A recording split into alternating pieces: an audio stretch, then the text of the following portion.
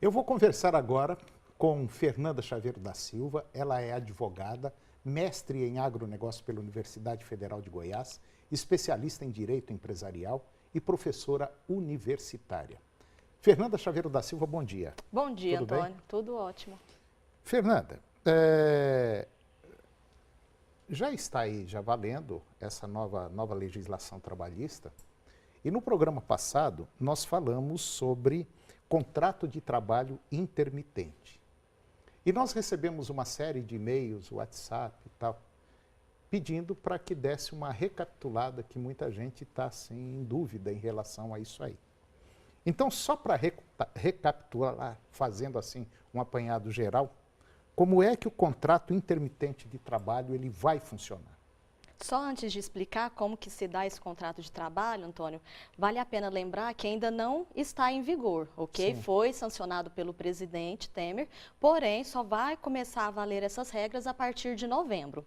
O contrato de trabalho intermitente ele vai funcionar da seguinte forma: a partir do momento em que empregado e empregador assinarem esse contrato, o empregado ele vai passar a ficar à disposição desse empregador e vai ser chamado, vai ser convocado a qualquer momento para poder prestar os serviços. Essa convocação, ela deve ser realizada pelo empregador com pelo menos 3 dias de antecedência e o empregado ele vai ter um dia útil para poder se manifestar se ele quer ou não prestar aquele serviço.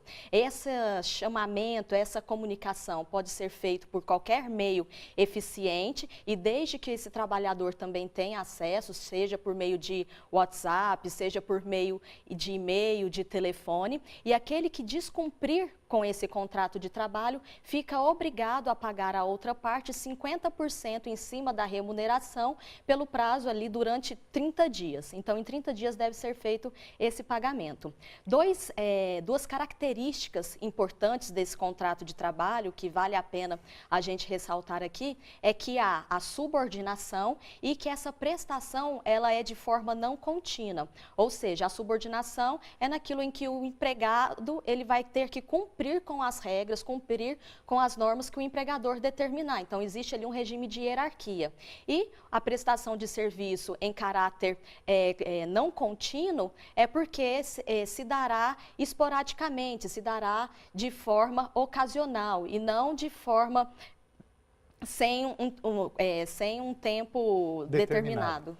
Bom, então, ao assinar esse tipo de contrato, o empregado ele fica exclusivo daquele empregador, do patrão, vamos dizer assim, certo? Quando ele assina esse tipo de contrato, o empregado é exclusivo daquele empregador.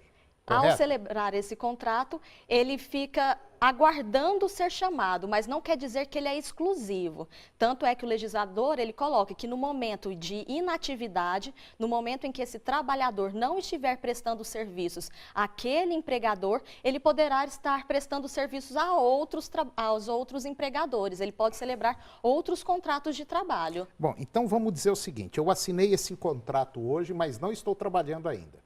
Mas eu já pertenço, então, àquela atividade que eu vou fazer naquela empresa, naquela Sim. fazenda, seja lá onde for. E eu já passo a receber? Não, você só recebe a partir do momento em que houver a prestação de serviço. Trabalha, recebe. Se não está trabalhando, não recebe. Mas então, a partir do momento que eu assino o contrato, eu já não passo a receber? Não, você não vai receber, você só recebe a partir do momento em que você prestar o serviço. A partir do momento em que o empregador lhe chamar aquele trabalhador e falar, olha, o serviço deve ser cumprido agora, deve ser prestado, o trabalhador presta aquele serviço, seja em dias, horas ou meses, e aí sim ele recebe por aquele serviço prestado. E se eu assinar um outro contrato com a outra pessoa? Não tem problema, ele pode celebrar, tanto que o legislador colocou, né, no período de inatividade, pode prestar outros serviços, pode celebrar outros contratos. E se no meio dessa prestação que eu fiz com outra pessoa já, eu assinei o contrato com o José, mas assinei um com o João também e vou começar a trabalhar com o João. E como é que fica o José se me chamar? Ele pode recusar. Aí nós não sabemos ainda, porque não veio na lei explícito, não veio falando como se dará isso, né? Até quantas vezes esse trabalhador pode recusar ou não o serviço. Mas é incrível, aqui no Brasil parece que é sempre desse jeito. faz-se as coisas primeiro para depois fazer a lei, se pode ou se não pode. É muito complicado isso, ainda está muito vago, não está? Sim, muito vago. Então nós temos que aguardar as decisões aí dos tribunais para verificar como que vai funcionar. Tá certo.